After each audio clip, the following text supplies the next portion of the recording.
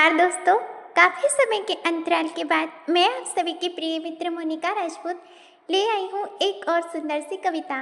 दोस्तों, मैं बताना चाहूँगी कि ये कविता मेरी स्वरचित तो नहीं है, लेकिन जब मैंने इस कविता को पढ़ा तो उसने मुझे काफ़ी आनंदित, भाव विभोर और कह सकते हैं कि प्रेरित किया। तो मन में एक ख्याल आ गया कि आप सभी को भी क्यों ना इस कविता से अवगत कराया जाए। जी हाँ दोस्तों, इस कविता के लेखक हैं शिव नारायण संतन। चलिए दोस्तों, ले चलते हूँ इस कविता की ओर। इस कविता में बताया गया है कि एक नारी को शादी के बाद सारे रिश्ते नाते छोड़कर अपने परिवार और अपने शौहर के अलावा किसी और से वास्ता नहीं रखना चाहिए। चलिए दोस्तों, ले चलती हूँ कविता की ओर, इस उम्मीद के साथ कि आप सभी को भी यह कविता बहुत प्रेरित करेगी, जिसका शीर्षक है मत भटको ए नार। बालकनी में बैठकर कहाँ हो अंतर ध्यान, फिर किसको टपकाने का बना रही हो प्लान। कानून तेरे पक्ष में, प्रेमी तेरे साथ, कब तक वो बच पाएगा, आएगा वो हाथ।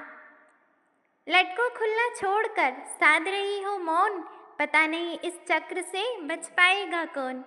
बिखरे लट एक नार के, किया वंश का नाश, तेरे इस लट में लिखा किसका सत्यानाश।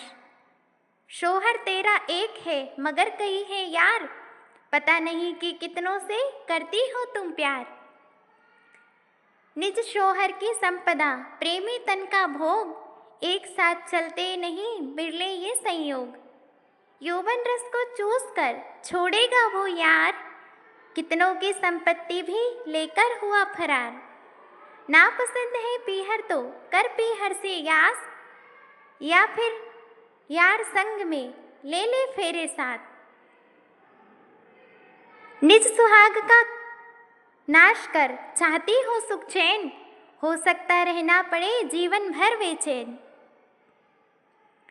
लक्ष्मण रेखा लांघ कर की थोड़ी सी भूल, लक्ष्मण रेखा लांघ कर की थोड़ी सी भूल, पूरा जीवन बिखर गया सिया राम का मूल।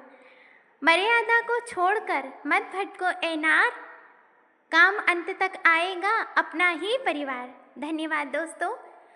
आशा और उम्मीद है कि आप सभी को यह कविता जरूर पसंद आएगी और प्रेरित भी करेगी।